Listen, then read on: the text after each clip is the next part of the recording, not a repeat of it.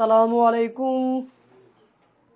New commerce coaching এর পক্ষ থেকে আমি নাজমুল হাসান শরীফ সবাইকে জানাই আন্তরিক শুভেচ্ছা ও অভিনন্দন। প্রিয় শিক্ষার্থীরা, কেমন আছো তোমরা? আশা করি আল্লাহর রহমতে অনেক ভালো আছো। আমিও তোমাদের দোয়ায় আল্লাহর রহমতে অনেক ভালো আছি। প্রিয় শিক্ষার্থীরা, নিউ কমার্স কোচিং এর ধারাবাহিক প্রক্রিয়ার আজকের আলোচনার বিষয় হচ্ছে এইচএসসি 25 এবং 26 হিসাব বিজ্ঞান প্রথম পত্রের নবম অধ্যায়। অধ্যায়টির নাম কি? আর্থিক বিবরণী। তো আজকে আমি এই আর্থিক বিবরণীর 2 নাম্বার ক্লাস নিয়ে আলোচনা করব। তো আজকের ক্লাসে আমি আলোচনা করব এইচএসসি বোর্ড প্রশ্ন, অর্থাৎ এইচএসসি 24 সালে যেই প্রশ্নগুলো আসছে ওই প্রশ্নগুলোর মধ্যে 2 থেকে 3টা প্রশ্ন আজকে আলোচনা করব ইনশাল্লাহ। আমার কথা তোমরা শুনতে পাচ্ছ কিনা সেটা আমাকে একটু কমেন্ট করে জানিয়ে দিবা। একটু দ্রুত কমেন্ট করতে হবে যে আমার কথাগুলো তোমরা শুনতে পাচ্ছ কিনা। কেমন? সবার জায়গা থেকে সবাই লিঙ্কটা একটু শেয়ার করে দিতে হবে, যে একটু দ্রুত কমেন্ট করো যে আমার কথাগুলো শুনতে পাচ্ছ কিনা। যারা হচ্ছে গিয়ে বেশি শেয়ার করবা, তোমরা শেয়ার করার পর আমাদের পেজে মেসেজ দিয়ে এই বোর্ড প্রশ্নের পিডিএফটা নিয়ে যাবা। কেমন? তোমরা হচ্ছে পিডিএফটা নিয়ে যাবা। একটু দ্রুত কমেন্ট করবা প্লিজ। যেহেতু সামনে নির্বাচনী পরীক্ষা, যারা এইচএসসি 25 আছো অবশ্যই প্রথম পত্রের আর্থিক বিবরণী তোমাদের বাধ্যতামূলক। আর এই অধ্যায় থেকে 2টা সৃজনশীল তোমাদেরকে দিতে হবে, এটা তো তোমরা জানোই। তো এই অধ্যায়টা ব্যতীত তুমি কিন্তু A+ রাখতে পারবা না। এটা 26-এর জন্য কিন্তু সেম পাবে, অর্থাৎ তুমি যদি ক বিভাগ ছেড়ে দাও তাহলে তুমি A+ পাবা না। এই জন্য ক বিভাগ তোমাকে দিতে হবে। 20-এর মধ্যে 20 পাইতে হবে বিষয়টা এমন না। 20-এর মধ্যে তুমি 12 যদি পাও তাও তুমি A+ পাবা, আশা আছে। যদি 15 পাও তাহলে তো A+ আরো বেশি আশাবাদী যে পাবা। এই জন্য তুমি 20 পাবা না, এই বিদায় তুমি সবটা ছেড়ে দিবা। বিষয়টাকে খুব বেমানান মনে হচ্ছে। এর জন্য আমি বলবো তুমি শিখো। 20-এর মধ্যে তুমি যদি 10 পাও তাও আলহামদুলিল্লাহ, বাট ক বিভাগ থেকে তোমাকে উত্তর করতে হবে। আশা করি আমার কথাটা তোমরা বুঝতে পারছো। আমার কথা কি তোমরা বুঝতে পারছো? তো তার আগের ক্লাসে আমি এই অধ্যায়ের বেসিক বিষয়গুলো নিয়ে আলোচনা করেছিলাম। আজকে আমি আলোচনা করব এই অধ্যায়ের বোর্ড প্রশ্ন, অর্থাৎ 24-এ যেই বোর্ড প্রশ্নগুলো আসছে আমরা ওই 24 সালের বোর্ড প্রশ্নগুলো আজকে আলোচনা করব ইনশাল্লাহ। ক্লিয়ার কথা শুনতে পাচ্ছ? আমি কি ক্লাসটা শুরু করে দিব? আমি কি ক্লাসটা শুরু করে দিব? দেখি কারা কারা ক্লাসে আছে, একটা লাইক দিয়ে, একটা কমেন্ট করে, একটা শেয়ার করে জানিয়ে দিবা জি স্যার আমি ক্লাসে আসি। তোমরা হ্যাঁ একটু লিঙ্কটা শেয়ার করে দিবা প্লিজ। ক্লাসটা শুরু করব কিনা একটু বলো। যে আমি আলহামদুলিল্লাহ ভালো আছি, তোমরা সবাই কেমন আছো এবং কে কোথায় থেকে আমাদের আজকের এই ক্লাসটি দেখতেছো একটু কমেন্ট করে জানিয়ে দিবা। কে কোথায় থেকে এবং কোন কলেজে তোমরা আসো, অধ্যয়ন করতেছো, সেটাও একটু কমেন্ট করে জানিয়ে দিবা, তাহলে বুঝতে সুবিধা হবে।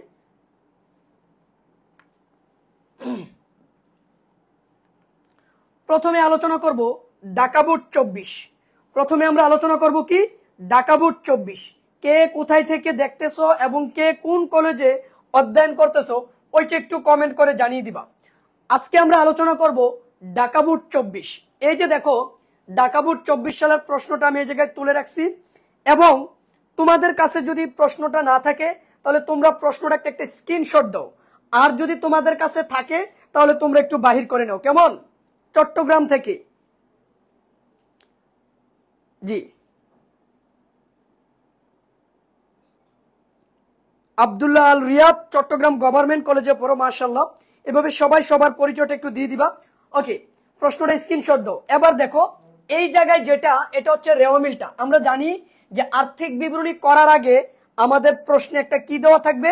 রেওয়ামিল দেওয়া থাকবে। মনে রাখবা এই রেওয়ামিলের এন্ট্রিগুলো আমরা কয়বার ব্যবহার করব? একবার।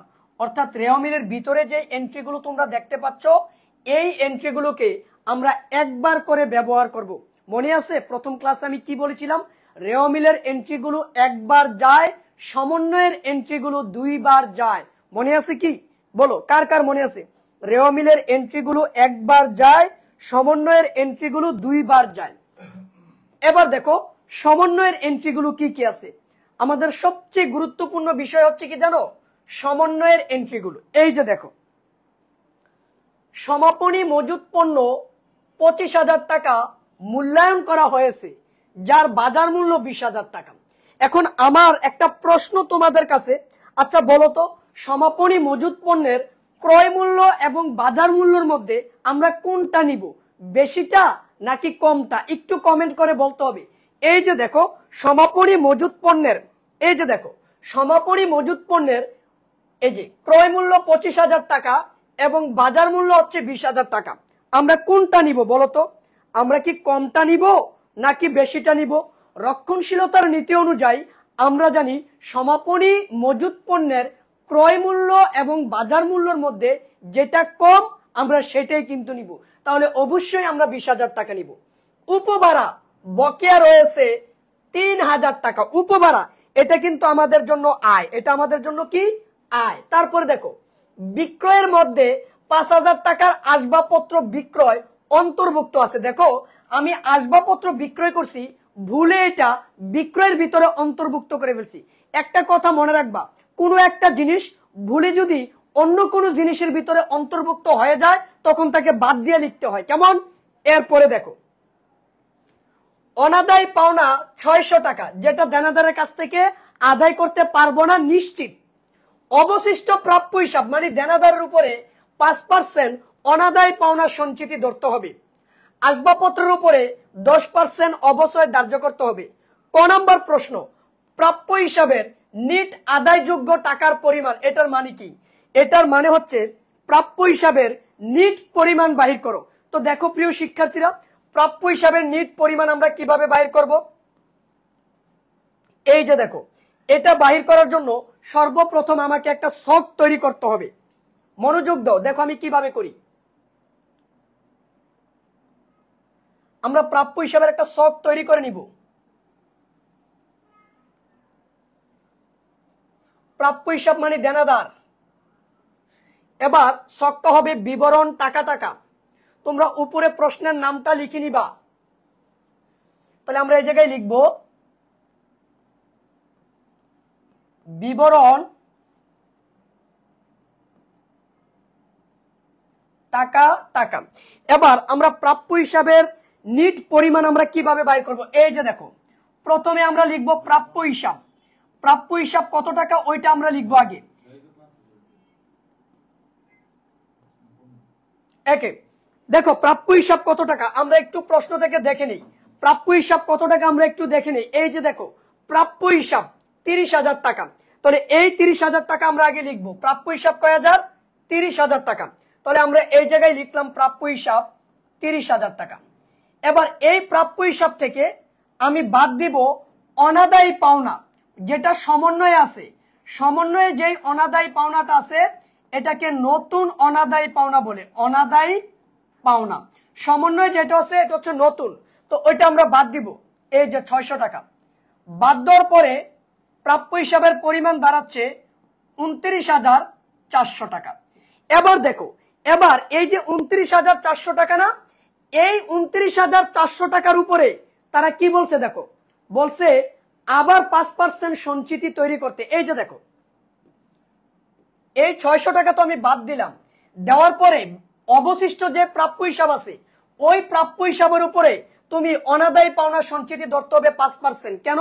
কারণ ওই যে তুমি 29,400 টাকা ভবিষ্যতে পাওনাদারের কাছ থেকে আরে দেনাদারের কাছ থেকে পাবা, এমনও তো হইতে পারে সে কিছু টাকা নাও দিতে পারে। এই জন্য আগে থেকেই ওই দেনাদারের উপরে একটা সঞ্চিতি তৈরি করতে হবে। ওইটার নামই হচ্ছে নতুন অনাদায়ী পাওনা সঞ্চিতি। তাহলে এই যে দেখো, প্রাপ্য হিসাব আসছে কত? 29,400। তার উপরে কয় পার্সেন্ট ধরবো? 5% ধরবো। তাহলে বলতো এই 29,400 টাকার উপরে 5% ধরলে কত আসে? বলো, 29,400 টাকার উপরে 5% ধরলে কত আসে? 1470। তাহলে এই 1470 টাকা তোমাকে প্রাপ্য হিসাব থেকে বাদ দিতে হবে। তার নাম হবে নতুন অনাদায়ী পাওনা সঞ্চিতি 1470। এবার এই 1470 টাকা বিয়োগ করো, তাহলে কত আসে বলো? এই 1470 টাকা বিয়োগ করো, তাহলে কত আসে বলো? 29,400 থেকে 1470 টাকা বিয়োগ করো, তাহলে কত আসে আমাকে একটু বলো প্লিজ, একটু দ্রুত কমেন্ট করে জানাবা কত আসে বলো। এই যে অনাদায় পাওনা সঞ্চিতি, এটা কিন্তু আমাদের জন্য বিপরীত সম্পদ। অনাদায় পাওনা সঞ্চিতি এটা আমাদের জন্য কি সম্পদ? বিপরীত সম্পদ। একটু কমেন্ট করে বলবা। হ্যাঁ, 27,930 27,930 টাকা। এই যে 27,930 টাকা, এটাই হচ্ছে নিট প্রাপ্য হিসাব। এটাই হচ্ছে নিট প্রাপ্য হিসাব, অর্থাৎ আমি প্রাপ্য হিসাবের কাছ থেকে এই টাকাটাই হচ্ছে আমি পাবো।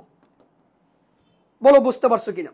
এখন তোমরা আমাকে একটু কমেন্ট করে বলো যে বুঝতে পারছো কিনা। দেখো, যেহেতু নিট প্রাপ্য হিসাবের পরিমাণ বাইর করতে বলছে, অর্থাৎ আমি প্রাপ্য হিসাবের কাছ থেকে কত টাকা আদায় করতে পারবো ওইটা বাহির করতে বলছে।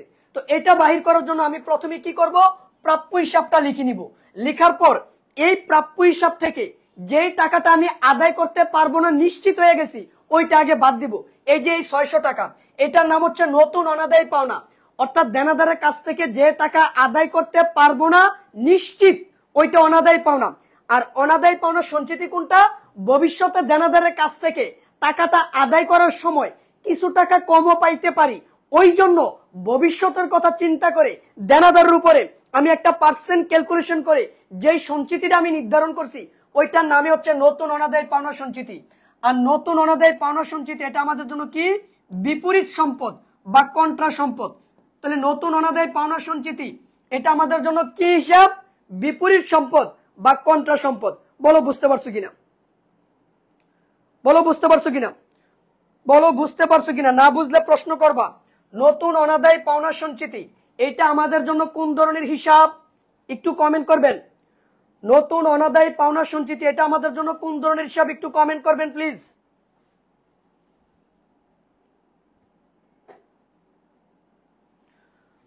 নতুন অনাদায় পাওনা সঞ্চিতি এটা আমাদের জন্য কোন ধরনের হিসাব?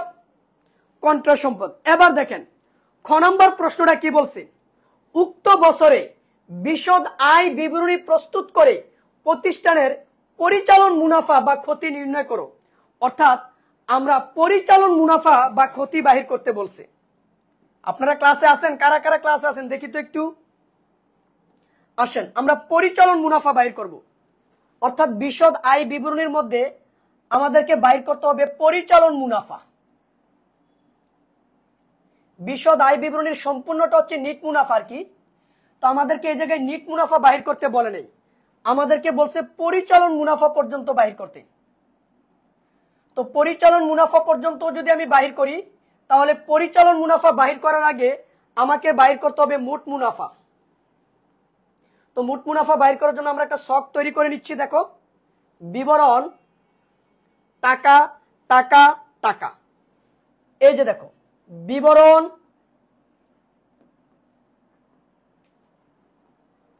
টাকা টাকা টাকা। তোমরা টাকা টাকা কথাটা লিখো, আমি যে একটা দাগ দিছি ওই দাগটা লিখো না। এই জায়গায় লিখবা প্রতিষ্ঠানের নাম, সাল, তারপর লিখবা বিশদ আয় বিবরণী আংশিক। বিশদ আয় বিবরণী আংশিক। কেন আংশিক? কারণ আমাদেরকে কিন্তু বিশদ আয় বিবরণী সম্পূর্ণটা করতে বলে নাই, আমাদেরকে বলছে পরিচালন মুনাফা পর্যন্ত। এই জন্য বিশদ আয় বিবরণী কথাটা লিখবো, লিখে তার পাশে আমি লিখবো কি? আংশিক। এবার আমি অঙ্কটা শুরু করব কি দিয়ে জানো? বিক্রয়ের টাকাটা দিয়ে। বলতো বিক্রয় কত টাকা? কারণ আমরা জানি বিক্রয়ের মাধ্যমে প্রতিষ্ঠানের নগদ আন্তঃপ্রবাহ ঘটে। কি ঘটে? নগদ আন্তঃপ্রবাহ ঘটে। তাহলে বিক্রয় কত টাকা? এই যে দেখো, বিক্রয় ক্রেডিট পাশে 1,54,000। তাহলে আমরা লিখব বিক্রয় 1,54,000। এবার এই বিক্রয় থেকে আমরা বাদ দিব বিক্রয় ফেরত, এই অঙ্কে নাই। যোগ করব ধারে বিক্রয়, এই অঙ্কে নাই। বাদ দিব বিক্রয় ব্যাট, এও নাই। কিন্তু একটা জিনিস আছে, সেটা কি? সেটা হচ্ছে আসবাবপত্র বিক্রয়ের টাকাটা আমি বিক্রয়ের ভিতরে অন্তর্ভুক্ত করে রাখছি। বলে স্যার কোথায়? এই যে দেখেন, আপনারা সমন্বয়ে দেখেন, এই যে দেখেন বিক্রয়ের মধ্যে 5,000 টাকার আসবাবপত্র বিক্রয় অন্তর্ভুক্ত আছে। আচ্ছা বলেন তো, আমরা আজকে ক্লাস করতেছি এইচএসসি 25 এবং 26-এর এই জায়গায় যদি কোনো 8-এর স্টুডেন্ট অথবা অনার্সের স্টুডেন্ট ঢুকে পড়ে, তাহলে তারা কি ক্লাসটা করবে? না, তারা ক্লাসটা করবে না। তারা কি করবে? চট করে এই জায়গা থেকে বাইর হয়ে চলে যাবে। কেন? কারণ তারা ভুল জায়গায় এন্ট্রি করছে। তাহলে সেম এই কথাটাও এরকম যে যদি কোনো জিনিস ভুলে অন্য কোনো জিনিসের ভিতরে আমি অন্তর্ভুক্ত করে রাখি, তাহলে আমাকে কি করতে হবে? তার থেকে বাদ দিয়ে লিখতে হবে। এই যে দেখো, বিক্রয়ের মধ্যে 5,000 টাকার আসবাবপত্র বিক্রয় অন্তর্ভুক্ত আছে। আরে ভাই, আমি তো আসবাবপত্র বিক্রয় করছি, এই আসবাবপত্র বিক্রয় কি আমি বিক্রয় নামে লিখতে পারবো? না, লিখতে পারবো না। আমি যে ভুলটা করছি এটা হচ্ছে নীতিগত ভুল। নীতিগত ভুল করছি, আমি আসবাবপত্র বিক্রি করছি, আমি ভুলে বিক্রয়ের ভিতরে লিখে রাখছি। এই জন্য বিক্রয় থেকে কি করতে হবে বলতো? বাদ দিতে হবে। বিক্রয় থেকে কি করতে হবে? বাদ দিতে হবে। তাহলে চলো আমরা এই যে দেখো, এটা বিক্রয় থেকে বাদ দিব।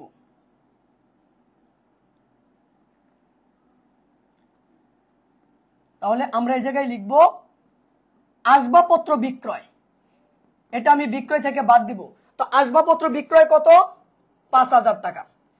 তাহলে আসবাবপত্র বিক্রয় আমি 5,000 টাকা বাদ দিয়ে দেই।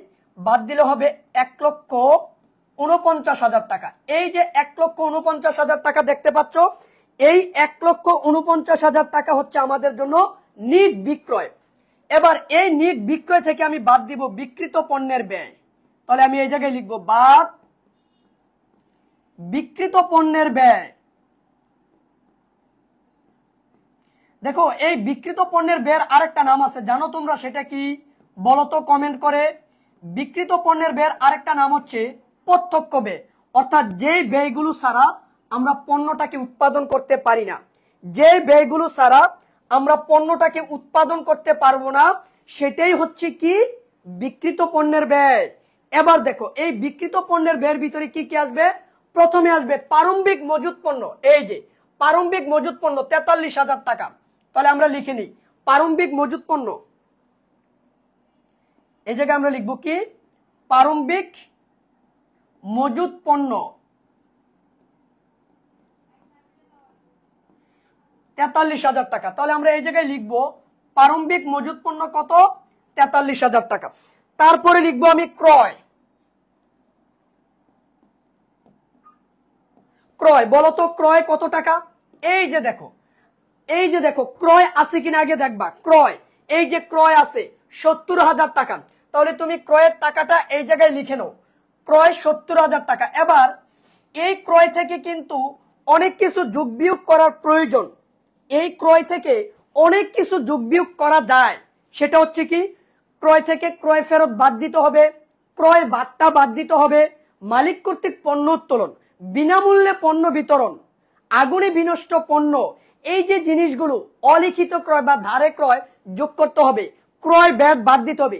এই কোন জিনিস, যতগুলো কথা আমি বললাম, এই একটা এন্ট্রিও এই অঙ্কে নাই, যার কারণে আমি এই জিনিসগুলো ক্রয় থেকে বাদ দিতে পারবো না। তারপরে আসবে পরিবহন। তাহলে আমরা লিখবো পরিবহন। আচ্ছা বলো তো পরিবহন কয় টাকা? পরিবহন 2,000 টাকা। ওকে ফাইন, লিখে ফেলি পরিবহন 2,000। তাহলে এরপর আমি দেখবো আর কোনো কিছু আছে কিনা। না, আর কোনো কিছু নাই। এবার আমি এই তিনটা যোগ করব। যোগ করলে কত হয় বলো? এবার তার থেকে আমি বাদ দিব সমাপনী মজুত পণ্য। আমি তার থেকে বাদ দিব কি? সমাপনী মজুত পণ্য, অর্থাৎ সমজুত। এই যে সমাপনী মজুত পণ্য। তাহলে সমাপনী মজুত পণ্য কত হয় আমরা এখন বাইর করব। আচ্ছা, এগুলো যোগ করলে কত হয় বলো? এগুলো যোগ করলে কত হয় বলো? এই যে 70,000 এর সাথে তাহলে 1,13,000 আর 15, তার মানে 1,15,000 টাকা। এবার তার থেকে আমি বাদ দিব সমাপনী মজুত পণ্য 20,000 টাকা, ছোটটা বাদ দিব। বাদ দেওয়ার পরে আসবে কত? 95,000 টাকা। এবার এই 95,000 টাকা আমি নিট বিক্রয় থেকে বাদ দিব। 95,000 টাকা নিট বিক্রয় থেকে বাদ দিলে কত হয় বলো? এই যে এই 95,000 টাকা নিট বিক্রয় থেকে যদি বাদ দেয় তাহলে কত আসবে বলো?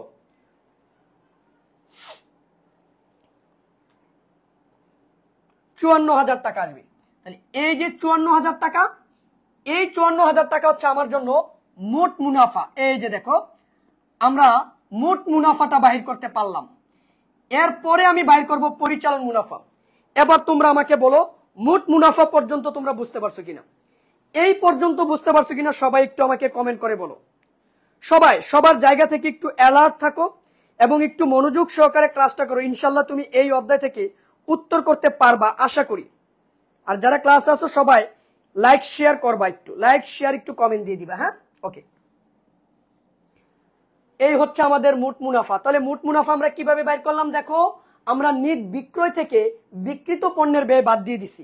তো নিট বিক্রয় থেকে বিক্রিত পণ্যের ব্যয় বাদ দেওয়ার পরে যেটা আসছে সেটা হচ্ছে আমার মোট মুনাফা। নুসরাত জাহান বুঝতে পারছে, আতিক বুঝতে পারছে, মিনহাজ বুঝতে পারছে, ফারজানা আক্তার বুঝতে পারছে, রেজবি বুঝতে পারছে, মাহিম বুঝতে পারছে, সুলতানা বুঝতে পারছে, হাবিবুর রহমান, বাশার, জিসান সবাই মোটামুটি বুঝতে পারছো।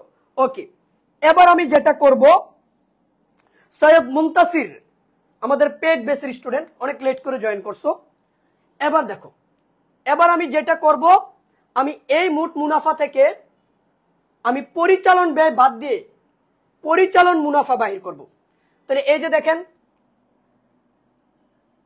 মোট মুনাফা কত পেলাম আমরা, 54,000 টাকা। তাহলে মোট মুনাফা আমি কত পেলাম, 54,000 টাকা। এবার এই মোট মুনাফা থেকে আমি বাদ দিব পরিচালন ব্যয়। কি বাদ দিব, পরিচালন ব্যয়। এবার আসেন এই পরিচালন ব্যয়ের ভিতরে কি কি বসবে। পরিচালন ব্যয়ের আরেকটা নাম হচ্ছে পরোক্ষ ব্যয়। পরিচালন ব্যয়ের আরেকটা নাম কি, পরোক্ষ ব্যয়। এবার দেখেন এই পরিচালন ব্যয়ের ভিতরে কি কি আছে, আপনি একটু কষ্ট করে দেখবেন। এই যে বেতন, এটা আপনার জন্য পরিচালন ব্যয়। ভাড়া আপনার জন্য পরিচালন ব্যয়। কর ও অবিকর এটা আপনার জন্য পরিচালন ব্যয়, তাই না? এবার দেখেন, এবার দেখেন এই যে বেতন, বেতন কয় টাকা আছে, 5,000 টাকা। তাহলে লিখেন বেতন 5,000। আমরা লিখবো কি, বেতন কয় হাজার টাকা, 5,000 টাকা। তারপরে লিখবো ভাড়া, এটা আমাদের জন্য পরিচালন ব্যয়। কর ও অবিকর, কর ও অবিকর, এই যে দেখেন কর ও অবিকর। এবার ভাড়া এবং কর ও অবিকর কয় টাকা দেখেন, একটু খেয়াল করেন। ভাড়া কয় টাকা, 12,000, কর ও অবিকর 2,000। এবার ভাড়ার সাথে আপনি উপভাড়া কিন্তু আবার যোগ করেন না ভাই।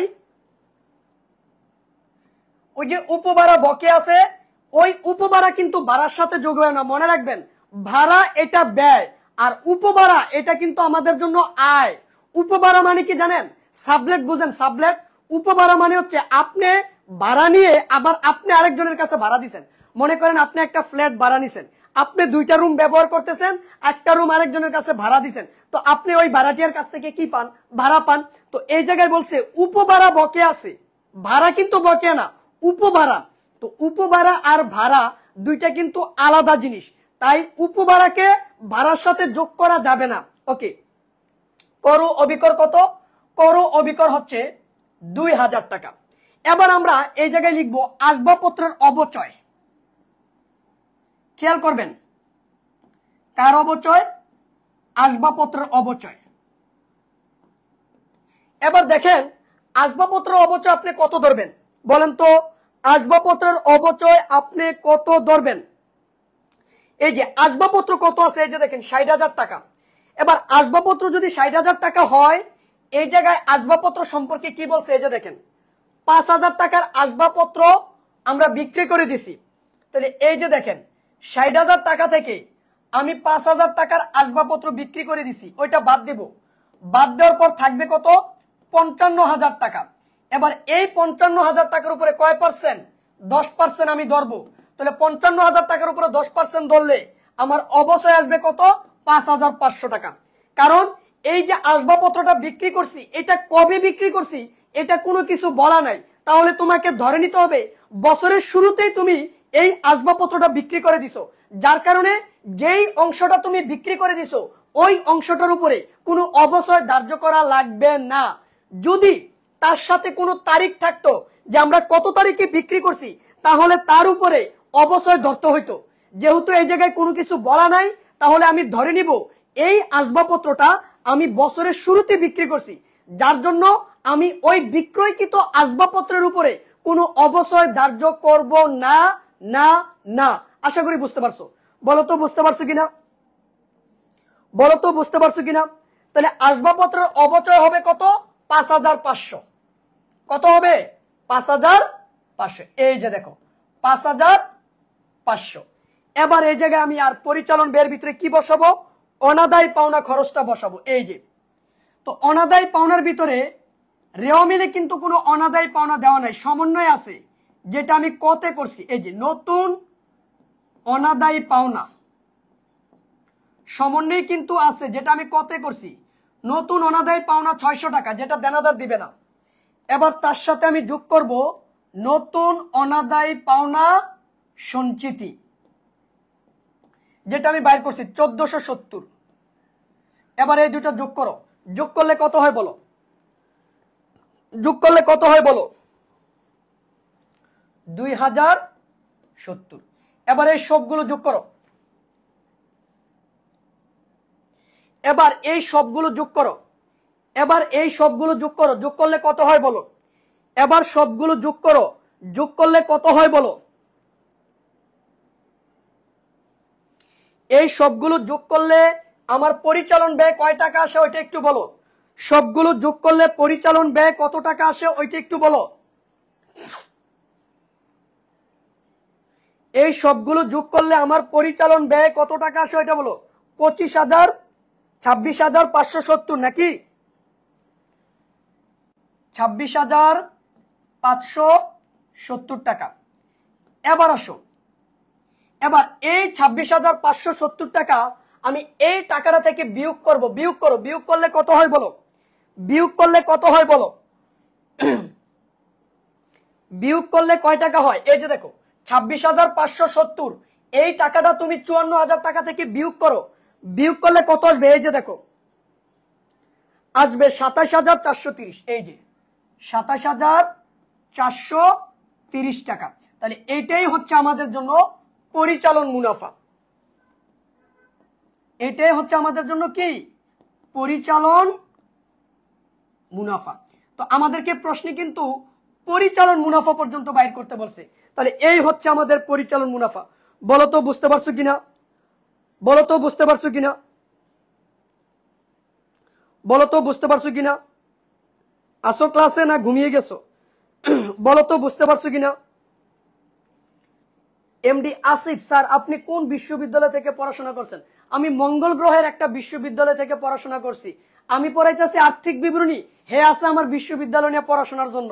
আরে ভাই, আমি পড়াশোনা শেষ করে ফেলছি ২০১৬ সালে।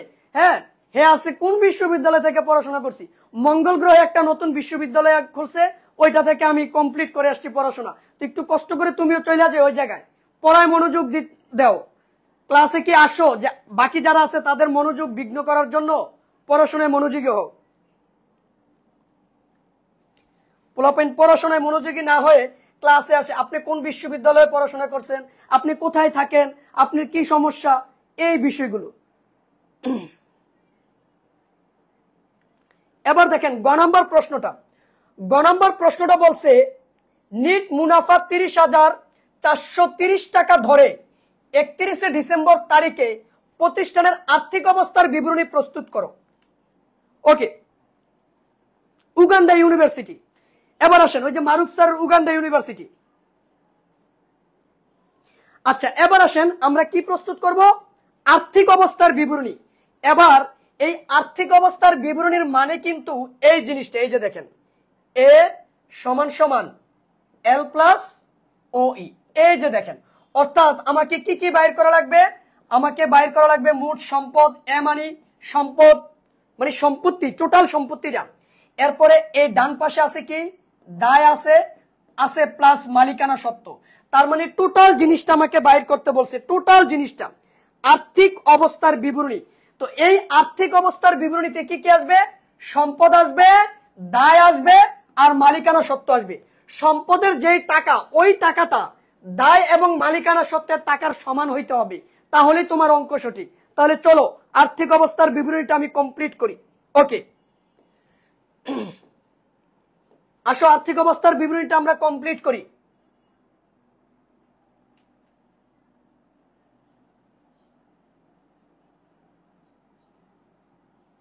সম্পদ 4 প্রকার। বলতো সম্পদ কয় প্রকার?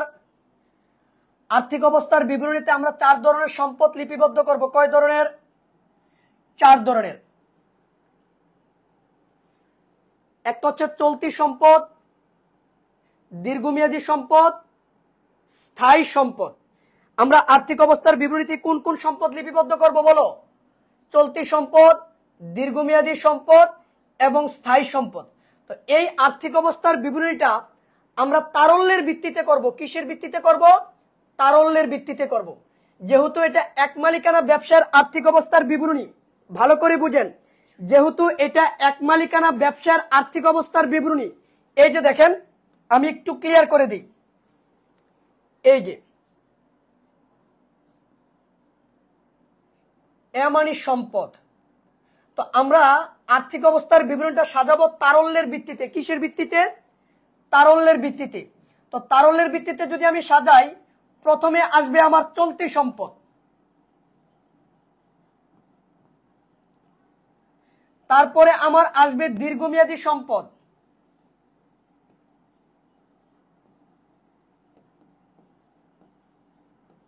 তারপরে আসবে আমার স্থায়ী সম্পদ,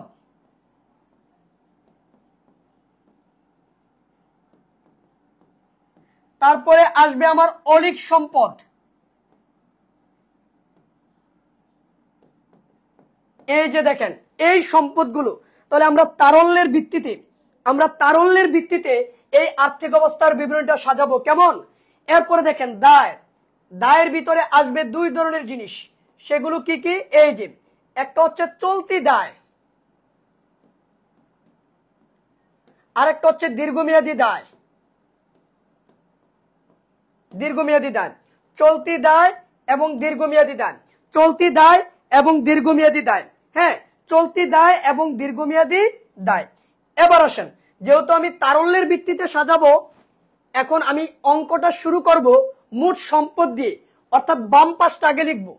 তো এই জায়গায় আগে একটা হেডলাইন করবা। এই যে দেখো মোট সম্পদ লিখার পরে তারপরে তুমি এই জায়গায় লিখবা চলতি সম্পদ।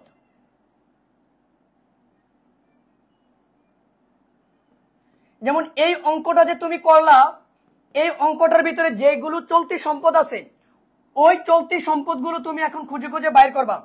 যেমন প্রথমে লিখো প্রাপ্য হিসাব, এটা তোমার জন্য চলতি সম্পদ। বলে স্যার প্রাপ্য হিসাব কত টাকা? তুমি কিন্তু কতে বাহির করছো, তাহলে লিখবা প্রাপ্য হিসাব, এই জায়গায় লিখে দিবা ক হতে প্রাপ্ত, ক হতে প্রাপ্ত। তো আমরা কত পাইছিলাম? 29,730 নাকি?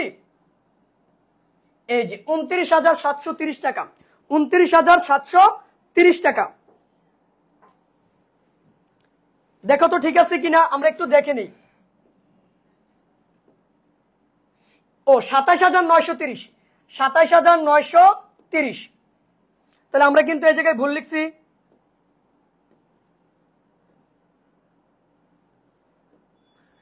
$27,930, তাহলে এটা আমরা লিখে দিব 27,930 টাকা। ওকে, প্রাপ্য হিসাব আমরা লিখলাম। তারপরে আমরা লিখব সমাপনী মজুদ। এই যে সমাপনী মজুদ, এটা কিন্তু আমাদের জন্য চলতি সম্পদ। এবার সমাপনী মজুদ তুমি কোনটা লিখবা? যেটা কম সেটা লিখবা। 2টা টাকা ছিল, 25,000 আর 20,000, তাহলে তুমি 20,000 টাকা লিখবা। এই যে দেখো, বলো তো বুঝতে পারছো কিনা? সমাপনী মজুদ পণ্যের মধ্যে তুমি কোন টাকাটা লিখবা, কোন টাকাটা লিখবা। একজনে বলছে প্রাপ্য হিসাব মানে কি? প্রাপ্য হিসাব মানে হচ্ছে দেনাদার, যাদের কাছে আমরা টাকা পাই। আর আর্থিক অবস্থার বিবরণীতে প্রত্যেকটা জিনিসের নিট টাকাটা লিখতে হয়, অর্থাৎ যেই টাকাটা তুমি তার কাছ থেকে পাবা সেটাই লিখবা। অর্থাৎ যোগ বিয়োগ করার পরে যেই নিট টাকাটা থাকে প্রত্যেকটা জিনিসের, ওই টাকাটা লিখবা। এবার দেখো এটার ভিতরে আরেকটা জিনিস আসবে, সেটা হচ্ছে কি জানো? এই যে উপভাড়া বকেয়া রয়েছে 3,000 টাকা। উপভাড়া মানে কি? উপভাড়া মানে হচ্ছে এটা আমার জন্য আয়। এবার আয় কি রয়েছে? বকেয়া রয়েছে। মনে রাখবা, আয় বকেয়া আমাদের জন্য সম্পদ।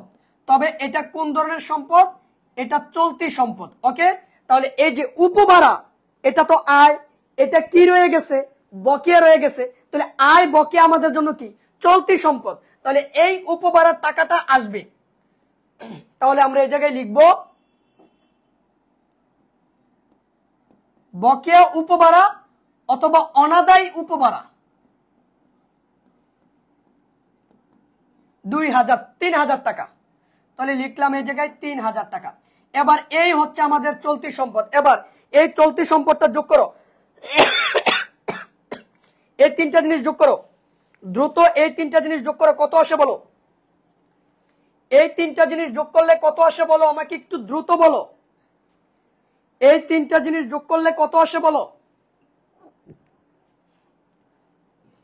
তারপরে লিখবো দীর্ঘমেয়াদী সম্পদ। এই অঙ্কে দীর্ঘমেয়াদী সম্পদ নাই। 50,930। তাহলে আমি এই জায়গায় লিখবো 50,930 টাকা। এবার আমি লিখবো স্থায়ী সম্পদ, কারণ দীর্ঘমেয়াদী সম্পদ এই অঙ্কে নাই। তো যেহেতু দীর্ঘমেয়াদী সম্পদ নাই, তারপরে সিরিয়াল কার? স্থায়ী সম্পদ। তাহলে লিখলাম আমরা স্থায়ী সম্পদ। এবার স্থায়ী সম্পদ আছে একটা, সেটা হচ্ছে আসবাবপত্র, 60,000 টাকা। এই আসবাবপত্র থেকে আমরা যেটা বিক্রি করে দিছি ওইটা আমরা বাদ দিব 5,000 টাকা। বাদ দেওয়ার পরে দাঁড়াইলো কত? 55,000 টাকা। এবার তার থেকে আমি বাদ দিব ওই যে আসবাবপত্রের উপরে যে অবচয়টা ধরলাম, ওই অবচয়টার নাম হচ্ছে কি? পুঞ্জীবিত অবচয়, 5,500। তো 5,500 বিয়োগ করলে কত থাকে বলো? 5,500 বিয়োগ করলে কত থাকে বলো? দেখো, প্রথমে আসবাবপত্র, এই আসবাবপত্র থেকে তুমি যেটা বিক্রি করে দিছো ওইটা বাদ দিবা। বাদ দেওয়ার পরে যেই অ্যামাউন্টটা আসবে তার থেকে ওই আসবাবপত্রের উপর যে অবচয় ধার্য করছিলা ওইটাও বাদ দিতে হবে, কারণ প্রত্যেকটা সমন্বয়ের এন্ট্রি দুই জায়গায় বাদ যায়, মানে দুই জায়গায় ক্যালকুলেশন করতে হবে। স্যার দীর্ঘমেয়াদী সম্পদ কি? দীর্ঘমেয়াদী সম্পদ হচ্ছে বিনিয়োগ, লগ্নি, সঞ্চয়পত্র। হ্যাঁ, ওইটা 1 থেকে 5 বছরের অধিক সময় যেই সম্পদটা আমরা ব্যবহার করি ওইটা। তাহলে 49,500। তাহলে এই যে 49,500 হচ্ছে আমার স্থায়ী সম্পদ। তাহলে এই যে 49,500। এবার এই দুইটা সম্পদ যোগ করলে কত হয় বলো? এই দুইটা সম্পদ যোগ করলে কত হয় বলো? 50,930, 49,500 যোগ করলে কত হয় বলো? যোগ করলে কত হয় বলো? তাহলে আমাদের মোট সম্পদের পরিমাণটা আমরা পেয়ে যাব। এই যে তোমরা যোগ করো না কেন, মোট সম্পদ 1,04,030। তাহলে এই যে 1,04,030 এটা হচ্ছে মোট সম্পদ। এবার আমাদেরকে বাইর করতে হবে মোট দায়। কি বাইর করতে হবে? মোট দায়। তাহলে চলো আমরা মোট দায়টা বাহির করি। এবার আমরা দায় এবং মালিকানা সত্ত্ব বাহির করব। দায় এবং মালিকানা সত্ত্ব বাহির করব। তো সব যেহেতু করা আছে, জাস্ট এইভাবে গড়টান বার, টাকার গড়গুলো দিলে হবে।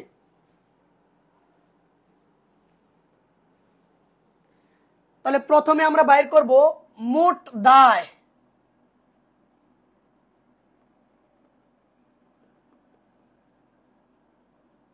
মোট দায়ের ভিতরে আসবে চলতি দায়।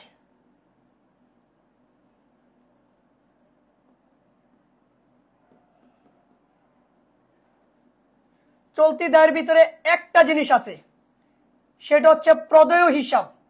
বলেন প্রদেয় হিসাব কয় টাকা?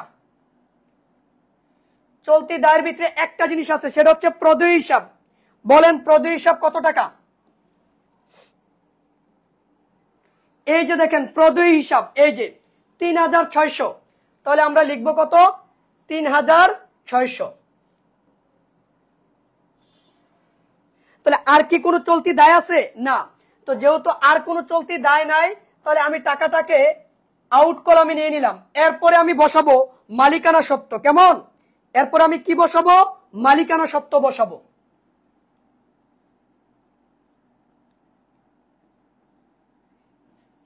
এবার দেখেন মালিকানা সত্ত্বটা আমরা কিভাবে করব।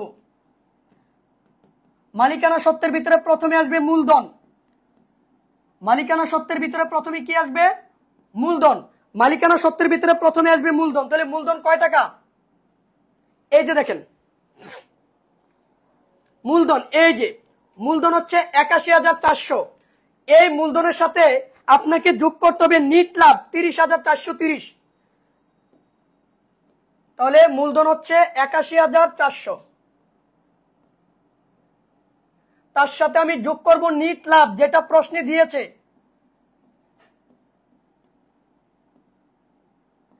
নিট লাভ ৩০,৪৩০। এই যে দেখেন নিট লাভ যেটা প্রশ্নে দিয়েছে ৩০,৪৩০ যোগ করলে কত হয় বলেন? নিট লাভ যোগ করলে কত হয়? এই দুইটা যোগ করলে কত হয় বলেন? এই দুইটা যোগ করলে কত হয় বলেন? নিট লাভের সাথে আমি যোগ মূলধনের সাথে নিট লাভ যোগ করব ১,১১,০০০। ১,১১,৮৩০। তার থেকে আমি বাদ দিব উত্তোলন। কি বাদ দিব? উত্তোলন বাদ দিব। এবার উত্তোলন হচ্ছে ১৫,০০০ টাকা। ওই যে দেখেন মূলধন যে জায়গায় আছে উত্তোলন ডেবিট পাশে দেওয়া আছে। এবার উত্তোলন ১৫,০০০ টাকা বিয়োগ করেন। বিয়োগ করলে কত আসে বলেন? উত্তোলন ১৫,০০০ টাকা, মূলধন যোগ নিট লাভ বাদ উত্তোলন। যদি উত্তোলনের সুদ থাকতো সেটাও বাদ দিতাম, পণ্য উত্তোলন থাকলে বাদ দিতাম, আয়কর থাকলে বাদ দিতাম, জীবন বীমা থাকলে বাদ দিতাম, সাধারণ সঞ্চিতি থাকলে মূলধনের সাথে যোগ করতাম। তাহলে আসবে ৯৬,৮৩০। ৯৬,৮৩০। এবার আমি এটার সাথে এটা যোগ করব। এই যে এটার সাথে এটা যোগ করলে কত হয় বলেন? তাহলে ১,০৪,০৩০ টাকা। দেখেন তো মিলছে কিনা?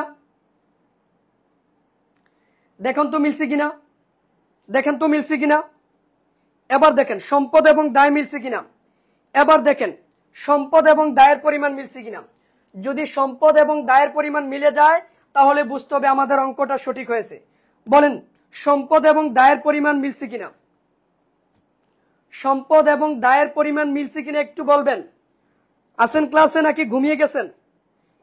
শিক্ষার্থীরা আপনারা কি আছেন নাকি ঘুমিয়ে গেছেন? শীত বেশি তো ঘুমাতে তো হবেই, কিন্তু আপনারা কি জানেন আপনাদের পরীক্ষা যে আপনাদের করা নাড়তেছে দরজায় এসে? পরীক্ষা তো চলে আসছে, এত অবহেলা কেন? অবহেলাটা একটু কমাই দিই আমরা। অবহেলাটা কমিয়ে আমরা একটু নিজেকে পড়ার ভিতরে নিয়ে আসি, কারণ পরীক্ষা তো ভালো রেজাল্ট একটা করতে হবে। প্রত্যেকের বাবা মা কিন্তু একটা স্বপ্ন নিয়ে বসে আছে যে তার ছেলে সন্তান ভালো একটা রেজাল্ট করবে, সে কিন্তু গর্ব করে বলবে যে আমার সন্তান ভালো রেজাল্ট করছে এবং সে ভালো একটা জায়গায় চান্স পেয়েছে। এই যে স্বপ্নটা, অন্ততপক্ষে এই স্বপ্নটাকে যদি আপনি বাস্তবায়ন করতে চান তাহলে আপনাকে পরিশ্রম করতে হবে। কেমন পরিশ্রম? জঘন্য রকমের পরিশ্রম। বলে স্যার এটা মানে কি? মনে রাখবেন যারা বিজয়ী তারা একই কাজ ভিন্নভাবে করে। সবাই কিন্তু পড়াশোনা করে কম বেশি। যারা স্টুডেন্ট, যারা ছাত্র ছাত্রী তারা পড়াশোনা করে, কেউ কম করে কেউ বেশি করে। তাহলে তাদের মধ্য থেকে আমি যে বিজয়ী হব, আমি যে একটু ব্যতিক্রমধর্মী ব্যক্তি হব, আমি যে দেশের জন্য একটা সম্পদ হব, আমি আমার এলাকার একটা গর্ব হব, এইটা হওয়ার জন্য সবাই যেভাবে পড়ে তার চেয়ে ব্যতিক্রম ভাবে আমাকে পড়তে হবে, কারণ বিজয়ীরা একই কাজ ভিন্নভাবে করে। এই জন্য তোমরা যদি বিজয়ী হইতে চাও তাহলে অবশ্যই তোমাকে একটু ভিন্ন ওয়েতে পড়াশোনা করতে হবে, তাহলেই কিন্তু তুমি সবার চেয়ে আলাদা। আর যদি তুমি সবার চেয়ে আলাদা হইতে না পারো তাহলে বাবা মার স্বপ্ন তুমি পূরণ করতে পারবা না। তোমাকে এভারেজে থাকতে হবে। এভারেজ থেকে লাভ নাই, হয় ভালো না হয় মন্দ, হয় ভালো হইতে হবে না হয় মন্দ। মন্দ হও, এভারেজ থাইকো না। এভারেজের কোনো বেল নাই। হয় পড়াশোনা ছেড়ে দিব, ছেড়ে দিয়ে আমি কোনো কাজ করব, কাজ শিখবো, তাহলে আমি জীবন চালাইতে পারবো। আর যদি পড়াশোনা ঠিকই করি তাহলে ভালোভাবে করব, যেন আমি একটা অ্যাসেটে পরিণত হই। এই জিনিসটা একটু মাথায় রাখবেন।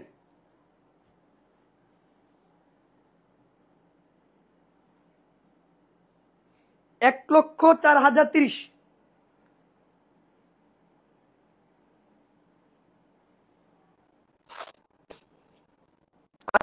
1,430,000। আমি ঠিক করে দিচ্ছি।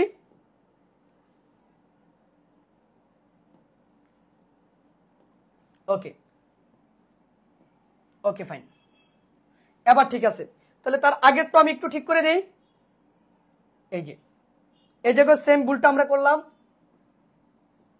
ওকে, তাহলে আমরা জঘন্য রকমের পরিশ্রম করব। রাজি আছি? হ্যাঁ, এখন ঠিক আছে কি? ওকে, ইনশাল্লাহ এখন আমরা ঠিক করে দিছি। যাক, আমাদের সবাইকে সবার জায়গা থেকে একটু পরিশ্রম করতে হবে, যেন পরিশ্রমটা আমাদের অবশ্যই অবশ্যই সফল হয়। দৈনিক 8 ঘন্টা পড়ার দরকার নেই, দৈনিক 6 ঘন্টা। যত ঘন্টা পড়লে তোমার পড়া কমপ্লিট হবে তুমি তত ঘন্টায় পড়ো। যত ঘন্টা পড়লে তোমার পড়াগুলো কমপ্লিট হবে, তুমি ভালো ফলাফল করতে পারবা, ততটুকু পড়ো। তবে দিন শেষে একটা কথাই মাথায় রাখতে হবে, ভালো ছাত্র হওয়ার চেয়ে আগে ভালো মানুষ হইতে হবে, ওইটা একটু মাথায় রেখো। চলো আমরা আরেকটা প্রশ্ন সমাধান করি। এবার দেখি আমরা আরো একটা প্রশ্ন, সেটা হচ্ছে ঢাকা বোর্ড 24 ধানসিঁড়ি ট্রেডার্স। বাইর করো ঢাকা বোর্ড 24 ধানসিঁড়ি ট্রেডার্স এর রেও মিলটা এটা। এই যে দেখো, বাইর করো সবাই। ঢাকা বোর্ড 24 এর আরেকটা কোশ্চেন আছে,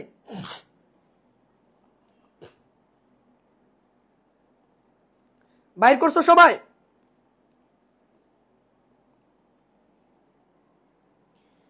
বাইর করছো? এবার দেখো তার সমন্বয়ের এন্ট্রিগুলো কি বলছে। এই সমন্বয়ের এন্ট্রিগুলোই কিন্তু আমাদের জন্য ইম্পর্টেন্ট। আসো আমরা সমন্বয়ের এন্ট্রিগুলো একটু পড়ি।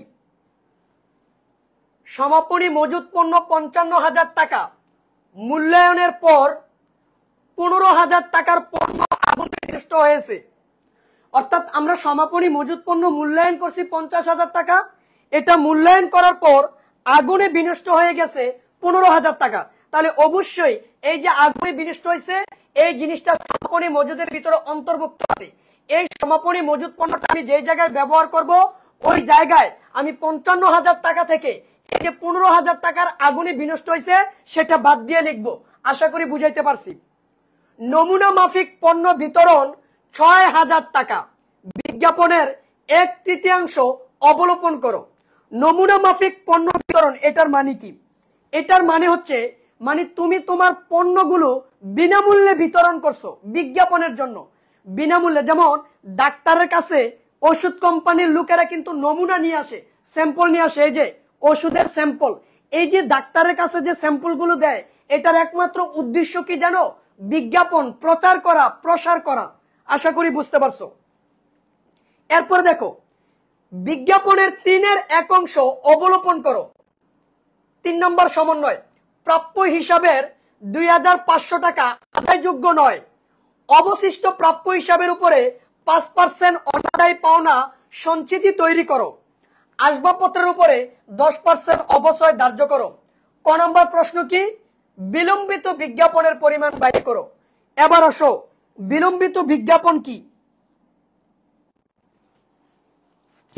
বিলম্বিত বিজ্ঞাপনটা কি? বিলম্বিত বিজ্ঞাপন হচ্ছে বিজ্ঞাপনের যেই অংশটা আমি ভবিষ্যতে ব্যবহার করব ওইটাই হচ্ছে বিলম্বিত বিজ্ঞাপন। তো আসেন বিলম্বিত বিজ্ঞাপন আমি কিভাবে বাইর করব ওইটা একটু দেখাই দিই। আমার কথা কি এখন শুনতে পাচ্ছেন? ক্লিয়ার? দেখেন বিলম্বিত বিজ্ঞাপনটা আমরা কিভাবে করব। এটাও ঢাকা বোর্ড 24 এর আরেকটা প্রশ্ন, সেটা হচ্ছে ধানসিঁড়ি ট্রেডার্স।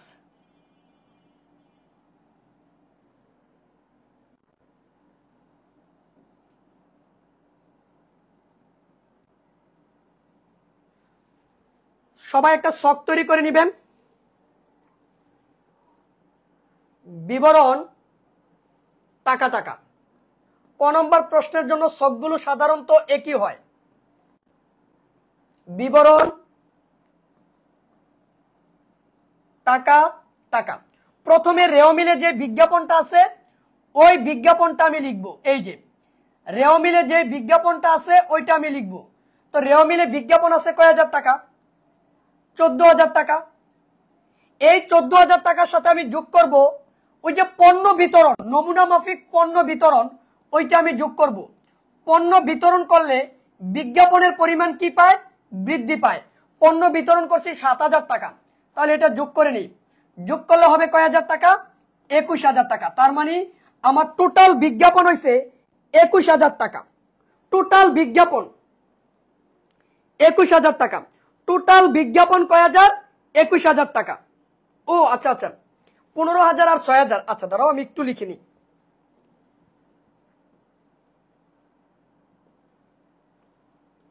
ওকে, বিজ্ঞাপন হচ্ছে কত? 15,000 আর পণ্য বিতরণ হচ্ছে 6,000। তাহলে টোটাল বিজ্ঞাপন কত বলো? টোটাল বিজ্ঞাপন হচ্ছে 21,000 টাকা। টোটাল বিজ্ঞাপন কত? 21,000 টাকা।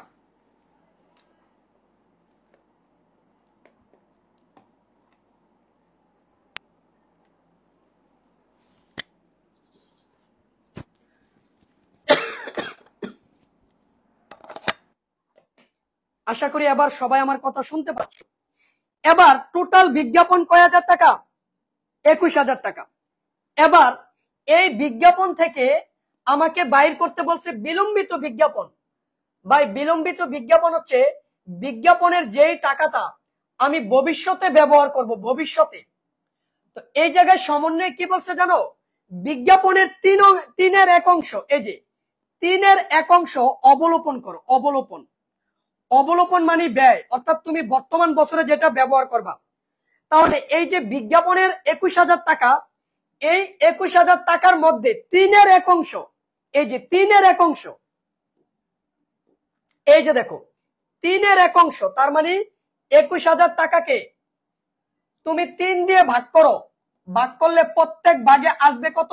7,000 টাকা। এই 7,000 টাকা হচ্ছে এক ভাগ। কয় ভাগ? এক ভাগ।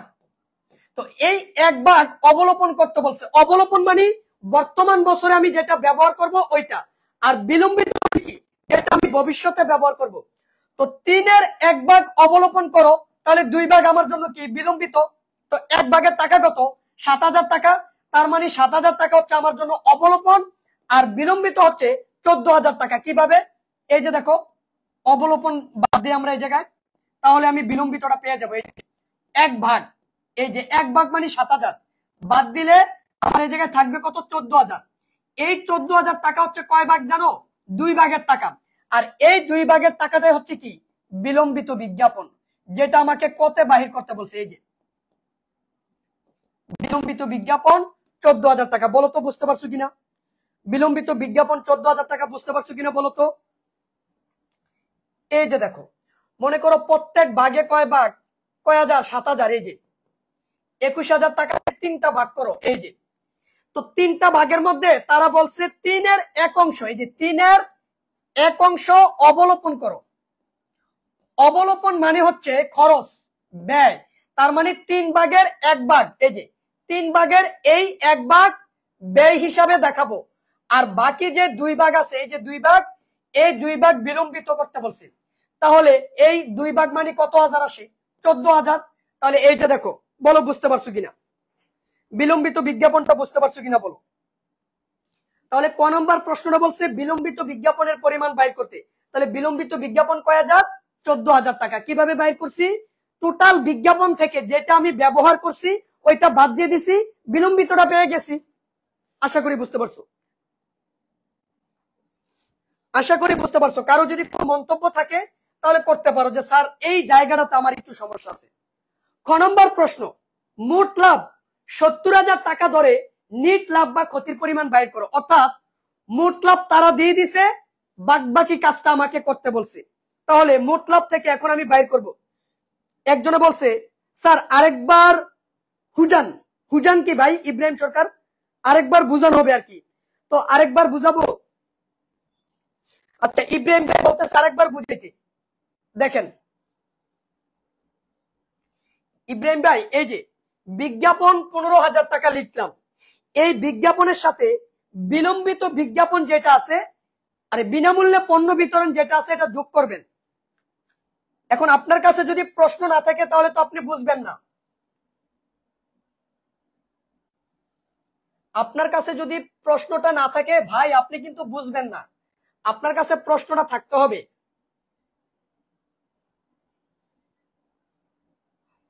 এই যে দেখেন বিজ্ঞাপন, এটা রেও মিলে দেওয়া আছে কয় টাকা?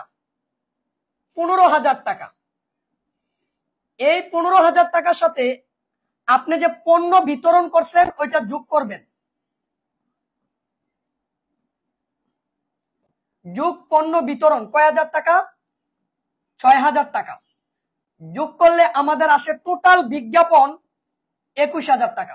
তো এই 21,000 টাকার মধ্যে, এই 21,000 টাকার মধ্যে আমাকে এক ভাগ, এই যে 3-এর 1 অংশ, 3-এর একটা অংশ অবলোপন করতে বলছে। অবলোপন, অবলোপন মানে হচ্ছে ব্যয়, মানে বর্তমান বছরে আমি যেটা ব্যবহার করব ওইটা অবলোপন। মানে এই 21,000 টাকাকে 3 ভাগ করবেন, ভাগ করলে প্রত্যেক ভাগে যত টাকা করে আসে ওই একটা ভাগ বর্তমানের জন্য রেখে দিয়ে 2টা ভাগ ভবিষ্যতের জন্য রাখতে বলছে। তাহলে এই যে দেখেন অবলোপন কয় ভাগ? 1 ভাগ। তাহলে অবলোপন যদি 1 ভাগ হয় তাহলে বিলম্বিত কয় ভাগ? 2 ভাগ। 2 ভাগে টাকার পরিমাণ কত আসে? 14,000 টাকা। তাহলে এই 14,000 টাকা হচ্ছে বিলম্বিত, এই 14,000 টাকা হচ্ছে বিলম্বিত। বলেন বুঝতে পারছেন কিনা? এবার বলেন, যে ভাই বলছেন বুঝতে পারছেন কিনা আবার আমাকে বলেন। দেখেন আমি বিলম্বিত বিজ্ঞাপনটা কিভাবে বাইর করলাম, ভাই আপনি কি বুঝতে পারছেন? আমাকে একটু জানাবেন, আপনি কি বুঝতে পারছেন?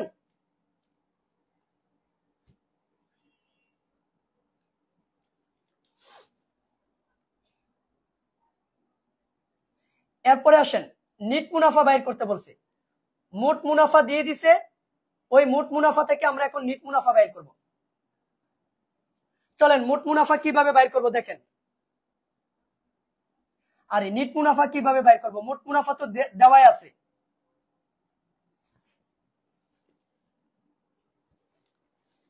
ভাই বুঝতে পারছেন? একটু জানান না কমেন্ট করে। শীতে মনে হাত পা বাঁকা হয়ে গেছে আপনাদের। বলে স্যার হাত পায়ে তো নাই, বাঁকা হবে কি?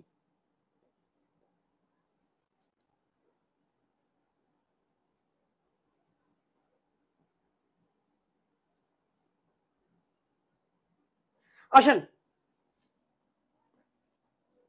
বিবরণ টাকা টাকা। একটা কথা কি জানেন, 25-এর শিক্ষার্থীরা সবচেয়ে বেশি পড়াশোনাকে অবহেলা করতেছে, যেটা আমি প্রমাণ পেয়েছি। কিভাবে? কারণ এর আগে যতগুলো বেস পড়াশোনা করছে ওই বেসগুলো এতটা অবহেলা করতে দেখি নেই। এইচএসসি 22, 23, 24 ওরা বেশি মনোযোগী ছিল, 21 এই বেসগুলো। কিন্তু 25-এর বেসের শিক্ষার্থীরা এতটা অবহেলা কেন করতেছে পড়াশোনাকে, আমার মাথায় ধরতেছে না। আসেন মোট মুনাফা, এই মোট মুনাফাটা প্রশ্নে দেওয়া আছে, আপনারা কি আমার সাথে একমত? একটু জানাবেন।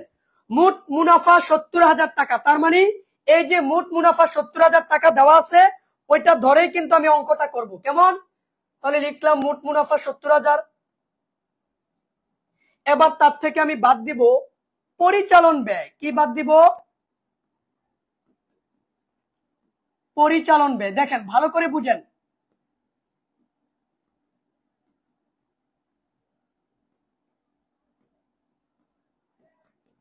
পরিচালন ব্যয়। দেখেন পরিচালন ব্যয়টা আমি কিভাবে বাদ দিব। পরিচালন ব্যয়ের ভিতরে কি কি আছে দেখেন। এতক্ষণ ক্লাস করাইছি, আমরা কিন্তু কোনো কোর্সের বিজ্ঞাপন দেই না। আমরা যতটুকু ক্লাস করাইতে আসি, ক্লাস করানোর জন্য আসি। অন্যদের মতো 1 ঘন্টা ক্লাস করাবো, 30 মিনিট শুধু বিজ্ঞাপন দিব, নিজের জাহির করব, দরকার নেই। কোর্সে ভর্তি হইলে এভাবে হবেন, এটা বিজ্ঞাপন দেওয়ার কিছু নেই। দেখেন কি কি আসবে। এই যে বেতন আসবে, বেতন 10 মাসের দেওয়া আছে। তাহলে বলেন তো বকেয়া কয় মাস? বেতন দেওয়া আছে 10 মাস। এই যে ভাই আমরা অঙ্ক করি 1 বছর, 1 বছর সমান 12 মাস। 12 মাসের মধ্যে আমি বেতন দিছি 10 মাসের। এই যে তাহলে বকেয়া কয় মাস? 2 মাস। তার মানে 2 মাস বকেয়া। এবার 2 মাসের টাকা কত ওইটা কি আমি জানি? না জানি না, ওইটা বাহির করেন। আচ্ছা বেতন তো দিছি আমি 30,000 টাকা। এই 30,000 টাকা কয় মাসের? 10 মাসের। তাহলে 10 দিয়ে ভাগ করেন। 10 দিয়ে ভাগ করলে প্রত্যেক মাসে কয় হাজার টাকা আসে? 3,000 টাকা। দেই নাই কয় মাস? 2 মাস। তাহলে টোটাল বকেয়া আমার কয় হাজার টাকা? 6,000 টাকা। তার মানে বকেয়া বেতন ৬,০০০ টাকা। বুঝতে পারছেন কিনা বলেন তো? বকেয়া বেতন ৬,০০০ টাকা, বুঝতে পারছেন কিনা বলেন?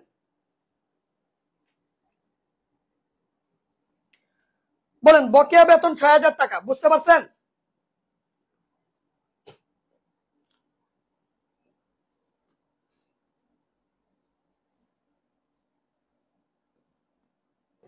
ওকে, তাহলে কি করব আমরা? এই যে বেতনটা লিখবো,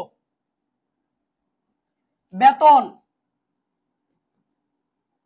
৩০,০০০ টাকা, তার সাথে যোগ করব বকেয়া বেতন যেটা আমরা ওয়ার্কিং করে বাইর করছি ৬,০০০ টাকা। তাহলে টোটাল বেতনের পরিমাণ ৩৬,০০০ টাকা। বলেন এই জায়গাটা বুঝতে পারছেন কিনা? এই জায়গাটা বুঝতে পারছেন কিনা বলেন? যদি আপনার কোনো সমস্যা থাকে তাহলে সেটা বলতে পারেন। এরপরে বিজ্ঞাপন, এই বিজ্ঞাপনটা এই জায়গায় আমরা লিখব।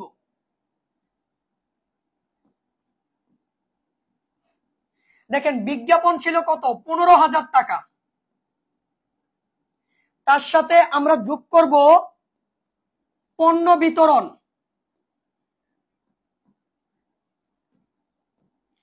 পরিচালন ব্যয়ের ভিতরে ব্যয়গুলো আসবে। তো পণ্য বিতরণ হচ্ছে ৬,০০০ টাকা, যোগ করার পরে আসছে কত? ২১,০০০ টাকা। এবার তার থেকে আপনি বাদ দিবেন বিলম্বিত বিজ্ঞাপন, যেটা ভবিষ্যতের জন্য রেখে দিচ্ছেন।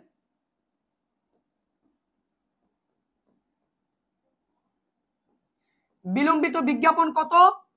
১৪,০০০ টাকা। এবার ১৪,০০০ টাকা বাদ দিলে থাকবে কত?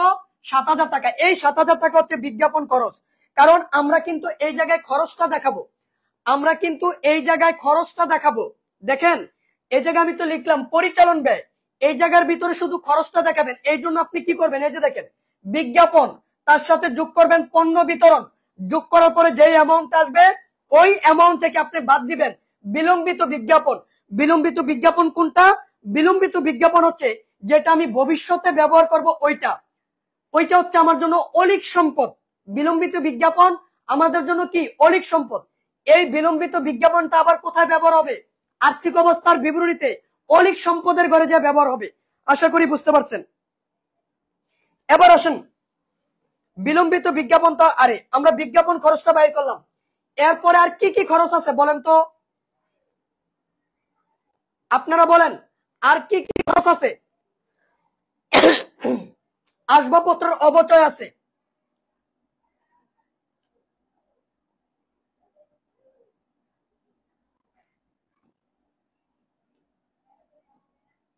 দেখেন আমরা আসবাবপত্রের অবচয় লিখবো। কি লিখবো? আসবাবপত্রের অবচয়। এবার আসেন আসবাবপত্র কয় টাকা এবং তার উপরে কত পার্সেন্ট অবচয় ধরতে বলছে ওইটা দেখবেন। আসবাবপত্র হচ্ছে ৫০,০০০ টাকা, তার উপরে কত পার্সেন্ট? ১০%। তাহলে আসেন আমরা তার উপরে ১০% অবচয় ধার্য করি। কেমন? তাহলে ৫০,০০০ টাকার উপরে ১০% ধরলে কত হবে? ৫,০০০ টাকা। তাহলে আসবাবপত্র অবচয় কত লিখলাম? ৫,০০০ টাকা। বলেন তো বুঝতে পারছেন কিনা? এরপরে আমরা অনাদায়ী পাওনার আইটেমটা লিখবো, অনাদায়ী পাওনা। এবার দেখেন প্রশ্নের ভিতরে রেও মিলে কিন্তু কোথাও অনাদায়ী পাওনা দেওয়া নাই, তাহলে সমন্বয়ে দেওয়া আছে কিনা ওইটা দেখেন। আমরা সমন্বয়ে অনাদায়ী পাওনা দেওয়া আছে কিনা ওইটা দেখবো। তাহলে এই যে দেখেন সমন্বয়ে কিন্তু অনাদায়ী পাওনা দেওয়া আছে। কিভাবে বুঝলেন? এই যে দেখেন প্রাপ্য হিসাবের ২,৫০০ টাকা আদায়যোগ্য নয়, দেনাদারের কাছ থেকে যেই টাকাটা আমি আদায় করতে পারবো না ওইটাই কিন্তু অনাদায়ী পাওনা। ওইটাই কি? অনাদায়ী পাওনা। আর যেহেতু এটা সমন্বয়ে দেওয়া আছে তার মানে এটা হচ্ছে নতুন অনাদায়ী পাওনা। তাহলে আমরা এই জায়গায় লিখবো নতুন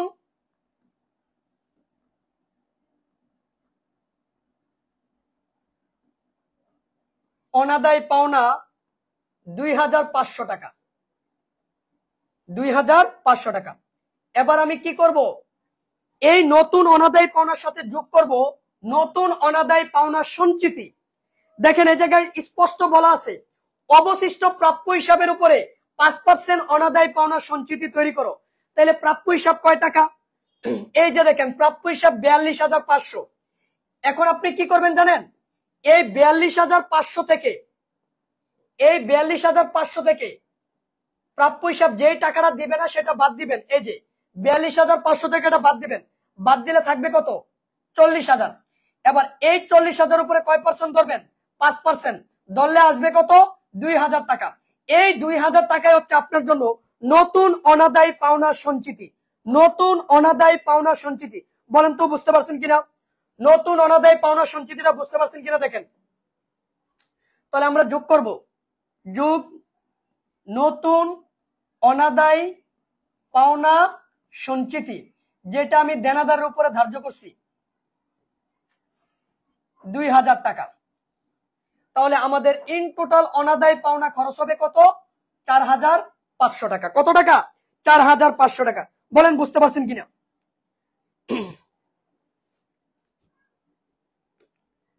দেখেন বুঝতে পারছেন কিনা।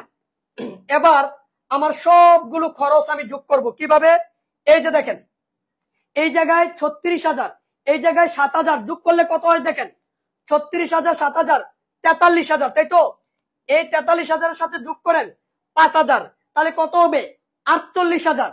48,000 সাথে যোগ করেন 4,500, তাহলে 52,500 টাকা হচ্ছে আমার পরিচালন ব্যয়। এবার এই পরিচালন ব্যয়ের টাকাটা আমি মোট মুনাফা থেকে বিয়োগ করব। আমার মোট মুনাফা কয় টাকা? এই যে 70,000 টাকা।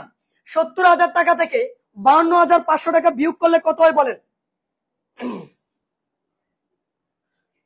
বলেন কত হয়? 70,000 থেকে 52,500 বিয়োগ করলে কত হয় বলেন?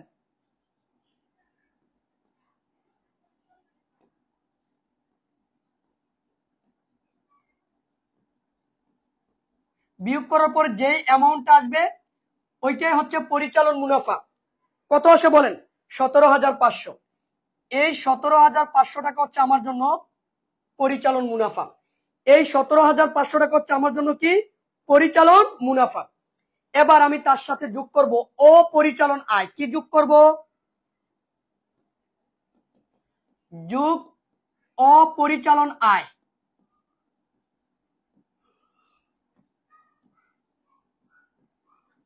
পরিচালন মুনাফার সাথে কি যোগ করতে হয়? অপরিচালন আয়। অপরিচালন আয় কোনগুলো?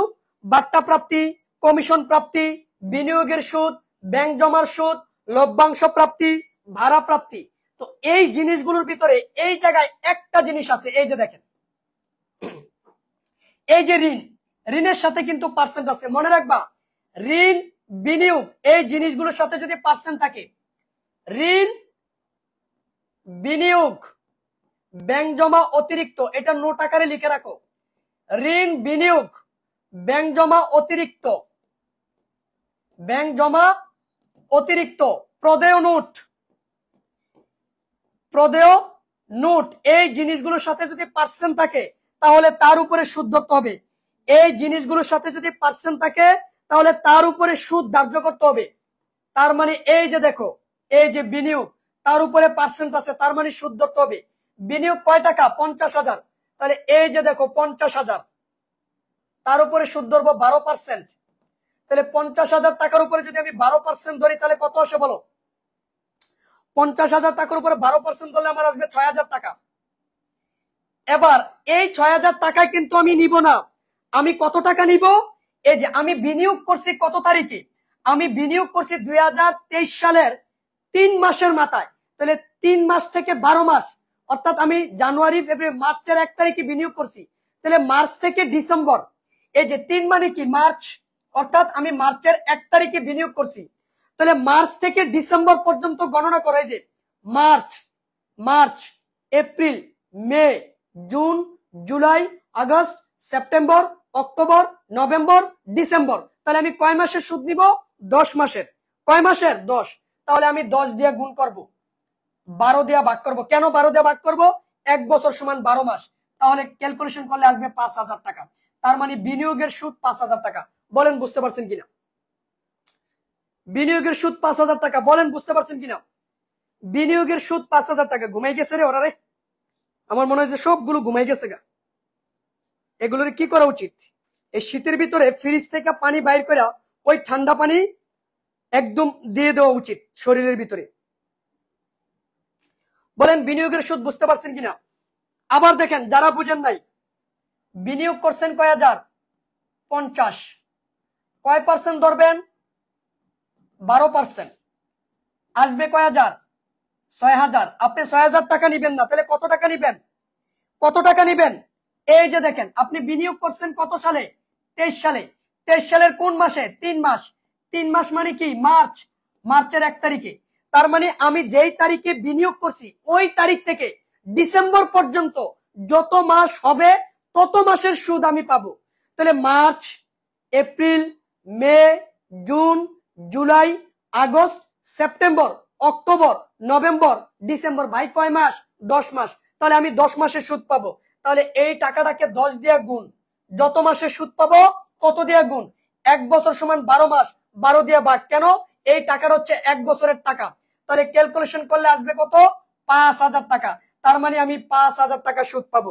তারপরেও যদি কেউ না বুঝেন তাহলে আর কিচ্ছু করার নাই, আমারে মাফ করবেন। তাহলে বিনিয়োগের সুদ পাইলাম কত? 5,000 টাকা। তাহলে আমরা এই জায়গায় লিখবো বিনিয়োগের সুদ।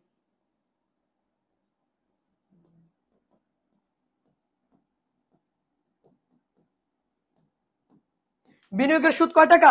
5,000 টাকা। তাহলে এই 5,000 টাকা এই জায়গায় আমি লিখে দিই। আর কোনো এন্ট্রি নাই, অন্যান্য আয়ের ভিতরে বসার মতো আর কোনো এন্ট্রি নেই। তাহলে হচ্ছে কত? 22,500 টাকা। এবার এই 22,500 টাকা থেকে, এই 22,500 টাকা থেকে এখন আমি কি করব? অন্যান্য ব্যয়গুলো বাদ দিব। আসেন অন্যান্য ব্যয়গুলো আমরা বাদ দিই। অন্যান্য ব্যয় মানে অপরিচালন ব্যয়। অন্যান্য ব্যয় মানে কি? অপরিচালন ব্যয়। তাহলে এই জায়গায় হেডলাইন করেন, বাদ অপরিচালন ব্যয়।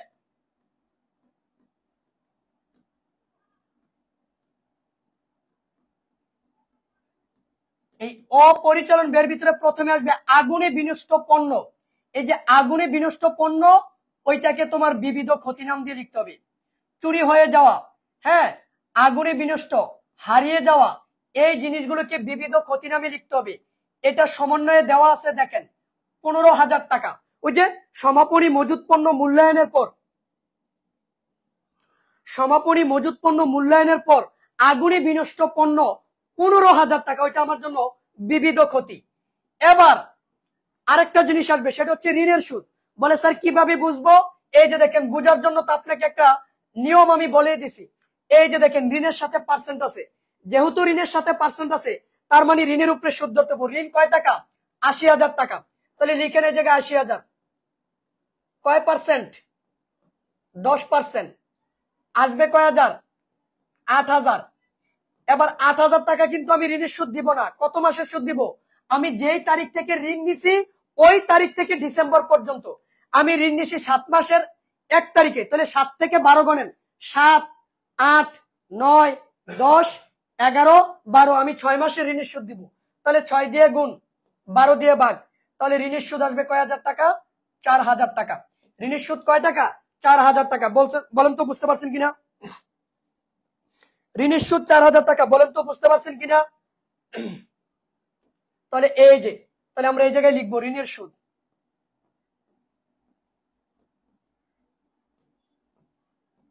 ঋণের সুদ 4,000 টাকা। তাহলে আমার টোটাল অন্যান্য ব্যয় কত? 19,000 টাকা। এবার এই 19,000 টাকা আমি কি করব? 22,500 থেকে বিয়োগ করবো। এই যে 22,500 থেকে 19,500 বিয়োগ করলে 3,500 টাকা থাকবে। এই 3,500 টাকা হচ্ছে আমার জন্য নিট মুনাফা। নিট মুনাফা। বলেন তো নিট মুনাফা বুঝতে পারছেন কিনা? বলেন তো নিট মুনাফা বুঝতে পারছেন কিনা? নিট মুনাফা বুঝতে পারছেন কিনা বলেন তো ভাই? বলেন তো নিট মুনাফা বুঝতে পারছেন কিনা ভাই? বলেন না নিট মুনাফা বুঝতে পারছেন কিনা? নিট মুনাফা বুঝতে পারছেন কিনা বলেন? নিট মুনাফা বুঝতে পারছেন কিনা বলেন? ঘুমায়েন না, ঘুমায়েন না, ঘুমানোর সময় এখন না। নিট মুনাফাটা বুঝতে পারছেন কিনা একটু বলবেন আমাকে। দেখেন গ নাম্বার প্রশ্নটা কি বলছে। গ নাম্বার প্রশ্নটা কি বলছে দেখেন, 31শে ডিসেম্বর 2023 তারিখে প্রতিষ্ঠানের দায় ও মালিকানা সত্ত্বের পরিমাণ। শুধু দায় এবং মালিকানা সত্ত্ব বাইর করতে বলছে। এটার মানে হচ্ছে সম্পূর্ণ জিনিসটা চাই না আর্থিক অবস্থার বিবরণীতে। যে এ সমান সমান এল প্লাস ও ই, মানে শুধু ডান পাশের যে অংশটা ওইটা চাইছি। কোনটা? এই যে এটা দায় এবং মালিকানা সত্ত্ব। কি চাইছে? দায় এবং মালিকানা সত্ত্ব। তাহলে চলেন আমরা দায় এবং মালিকানা সত্ত্ব বাহির করি। হ্যাঁ, দায় এবং মালিকানা সত্ত্ব বাহির করার জন্য প্রথমে একটা ছক তৈরি করে নিব। এবার আসেন, ছকগুলো আপনারা কি দিয়ে করবেন, কলম নাকি পেন্সিল? আমরা ছকগুলো কি দিয়ে করব, কলম নাকি পেন্সিল? উত্তর দিবেন। আমরা ছকগুলো কি দিয়ে করব, কলম নাকি পেন্সিল?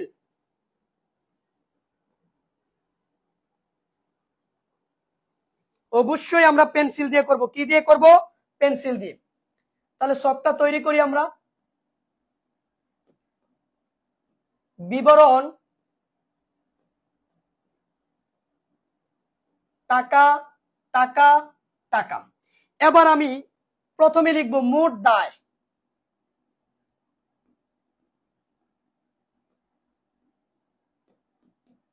এই মোট দায়ের ভিতরে প্রথমে আসবে চলতি দায়। প্রথমে আসবে কি?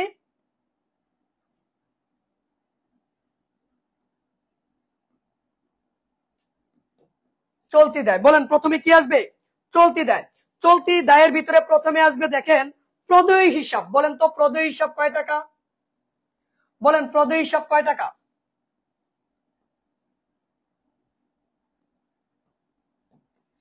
কমেন্ট করে একটু বলবেন প্রদেয় হিসাব কয় টাকা। যেহেতু প্রাপ্য হিসাব আছে এই অঙ্কে, তার মানে প্রদেয় হিসাব তো অবশ্যই থাকবে। তাহলে প্রদেয় হিসাব কয় টাকা একটু দেখে নেই। এই যে প্রদেয় হিসাব 25,000 টাকা। তাহলে আমরা লিখবো প্রদেয় হিসাব কত? 25,000 টাকা। তারপরে লিখবো বকেয়া বেতন। মনে আছে ওই যে বেতন বকেয়া ছিল আমরা যে বাইর করলাম পরিচালন ব্যয়ের ভিতরে? যেহেতু বকেয়া বেতন এটা সমন্বয়ের এন্ট্রি, তাই এটা দুই জায়গায় বসবে। এই যে 6,000 টাকা। তারপরে ওই যে ঋণের সুদ বকেয়া, ওই যে একটু আগে আমরা ঋণের সুদ বাইর করলাম, এই ঋণের সুদটা কিন্তু বকেয়া আছে, তাই এটা দুই জায়গায় যাবে। একবার অপরিচালন ব্যয় গেছে, আরেকবার চলতি দায়ের ভিতরে বসবে। এই যে তার মানে আর কোনো চলতি দায় কিন্তু নাই। যেহেতু আর কোনো চলতি দায় নাই, এই জন্য আমরা এটা যোগ করে ফেলবো। টোটাল চলতি দায় কত আসে দেখেন। এই যে টোটাল চলতি দায় হচ্ছে 35,000 টাকা। বলেন তো বুঝতে পারছেন কিনা দায়টা? টোটাল চলতি দায়টা বুঝতে পারছেন কিনা দেখেন। এবার আমরা বাইর করব কি? মালিকানা সত্ত্ব।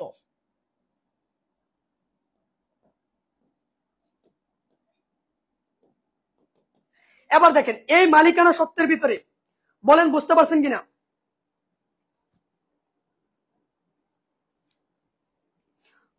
বলেন মালিকানা সত্ত্বের ভিতরে, মালিকানা সত্ত্বের ভিতরে প্রথমে আসবে মূলধন। মালিকানা সত্ত্বের ভিতরে প্রথমে কি আসবে?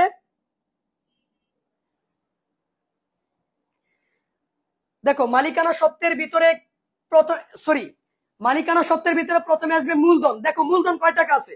এই যে দেখো মূলধন 1,10,000 টাকা। উত্তোলন আছে 10,000 টাকা। এবার এই মূলধনটা আমরা আগে লিখবো।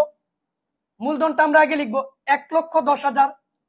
এই মূলধনের সাথে আমি যোগ করব নিট মুনাফা। কি যোগ করব? নিট মুনাফা, যেটা আমি বিশদ আয় বিবরণী করে বাইর করছি। নিট মুনাফা 3,500, এটা আমি যোগ করব। তাহলে 1,13,500। এবার তার থেকে আমি বাদ দিব উত্তোলন। কি বাদ দিব? উত্তোলন বাদ দিব। উত্তোলন কয় টাকা? বলো উত্তোলন কয় টাকা? আচ্ছা দীর্ঘমেয়াদী দায়টা আমরা লিখে দিচ্ছি। দীর্ঘমেয়াদী দায়টা আমরা লিখে দিব। আচ্ছা দীর্ঘমেয়াদী দায়টা আমরা লিখে দিব। যেহেতু আমরা এটা করে ফেলি, তারপরে আমরা দীর্ঘমেয়াদী দায়টা লিখে ফেলবো। কেমন? দেখি উত্তোলন কয় টাকা। এই যে দেখো উত্তোলন 10,000 টাকা।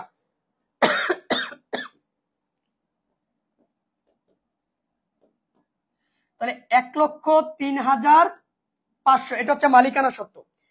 তো এবার আমরা দীর্ঘমেয়াদী দায়টা লিখে দিই। হ্যাঁ, মালিকানা সত্ত্ব লিখার আগে দীর্ঘমেয়াদী দায়টা লিখার দরকার ছিল আমাদের, যেহেতু মিস হয়ে গেছে আমরা এই জায়গায় লিখে দিচ্ছি। দীর্ঘমেয়াদী দায় সেটা হচ্ছে কি? ঋণ। 10% ঋণ। তো 10% ঋণ ছিল কয় টাকা বলো? 80,000 টাকা। এবার তিনটা জিনিস যোগ করো, তিনটা জিনিস যোগ করলে কত হয় বলো? তিনটা জিনিস যোগ করলে কত হয় বলো? তিনটা জিনিস যোগ করলে কত হয় বলো? চলতি দায়, দীর্ঘমেয়াদী দায় এবং মালিকানা সত্ত্ব, এই তিনটা জিনিস যোগ করলে কত হয় বলো? এই যে দেখো 35,000, 1,03,500, তাহলে 1,38,500, তার সাথে যোগ করো 80,000, যোগ করলে কত হয় বলো? 2,18,500।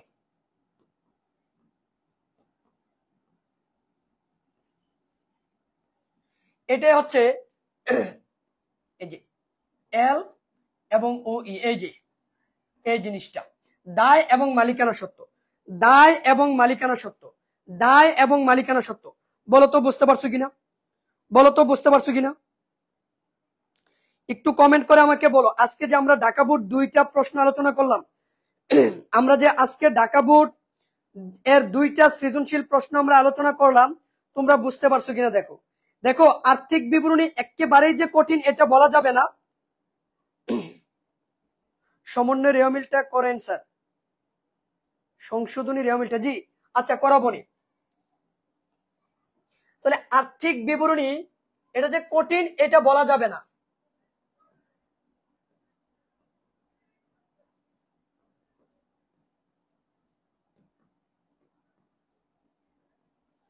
তো আর্থিক বিবরণী থেকে আমরা আজকে আলোচনা করলাম 24-এর বোর্ড।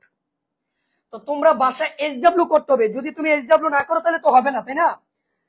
এইচডব্লিউ করতে হবে, এইচডব্লিউ না করলে কিন্তু হবে না। তাই বেশি বেশি এইচডব্লিউ করবা, আর্থিক বিবরণী যত বেশি প্র্যাকটিস করবা তত বেশি তুমি শিখতে পারবা। বেশি বেশি করে সমন্বয়ের এন্ট্রি গুলোকে প্র্যাকটিস করো, তাহলেই কিন্তু তুমি ভালো পারবা। তো যাই হোক প্রিয় শিক্ষার্থীরা, তোমরা যারা এইচএসসি 25 এবং 26-এর শিক্ষার্থী আছো, যদি তোমরা চাও আমাদের কোর্সগুলো এনরোল করতে, তাহলে আমাদের হোয়াটসঅ্যাপে অথবা আমাদের পেজে নক দাও। আমাদের এইচএসসি 25-এর সকল বিষয়ের একটা কোর্স কিন্তু চালু আছে, সকল বিষয়। এটা 25-এর, আর 26-এর শুধুমাত্র গ্রুপের বিষয়গুলো 4টা, কমার্সের 4টা বিষয় ওইটা। যদি তোমরা করতে চাও, যেহেতু তোমাদের সামনে পরীক্ষা এইচএসসি 25-এর, তোমরা চাইলে সবগুলো রেকর্ড ক্লাস পিছনে আছে, যেই অধ্যায়টা তোমার প্রয়োজন তুমি সেটা দেখে নিবা, আর বাকি ক্লাসগুলো আমাদের সাথে লাইভে করবা। আর এইচএসসি 26 যেহেতু তোমাদের সামনে হাফ ইয়ারলি পরীক্ষা, অবশ্যই তোমাকে ভালোভাবে পড়তে হবে। আর তোমাদের সিলেবাসটা যেহেতু বড়, অবশ্যই তোমাদেরকে কিন্তু আগে থেকেই একটু একটু করে এগিয়ে নিতে হবে। এই জন্য তোমরাও কিন্তু আমাদের বেসিক টু অ্যাডভান্স এই কোর্সটি এনরোল করতে পারো। যাই হোক, এটা তোমাদের ব্যক্তিগত ব্যাপার। যদি করতে চাও তাহলে আমাদের হোয়াটসঅ্যাপ নাম্বার অথবা আমাদের পেজে যোগাযোগ করো।